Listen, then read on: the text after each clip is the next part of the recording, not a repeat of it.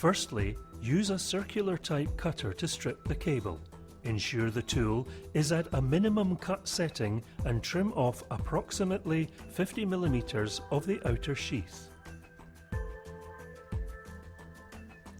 Next, separate the 4 pairs and bend drain wire back along length of sheath. Using a small pair of wire cutters, trim off each of the foils from the pairs to an approximate length of 15 to 20 mm from end of sheath. There is no need to separate the pairs at this point. Now remove the jack from the packaging and open up to remove the wire retaining block. For ease of lacing up, hold the block between thumb and forefinger, with retaining grooves facing upwards and the blue pair end facing your free hand.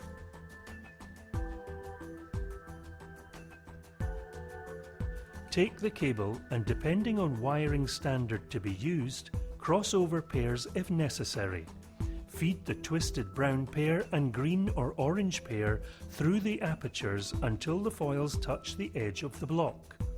Now untwist pairs and locate into retaining grooves, ensuring wires run parallel through the block.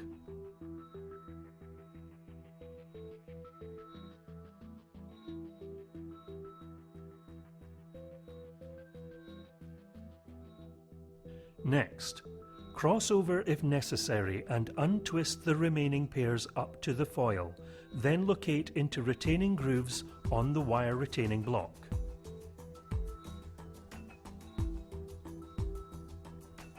Now pinch the foils together to make a neat round bundle and tightly wrap the drain wire around this bundle, up to the retaining block.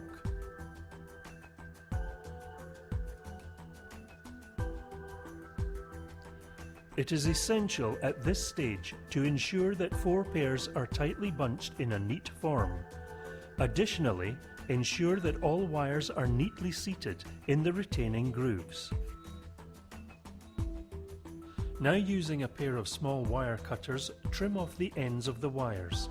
The end of the wires on the upper layer of the block can be trimmed as much as 3 mm from the edge. For the pairs on the lower layer, trim off approximately 0.5 to 1 mm from the edge. For best results, do not trim flush with the edge of the block. Now take the retaining block and locate onto the IDC housing.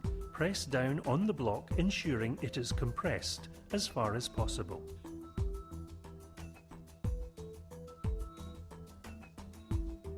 Again, it is essential that the 4 foil pairs are neatly formed and that they sit well within the opening on the base.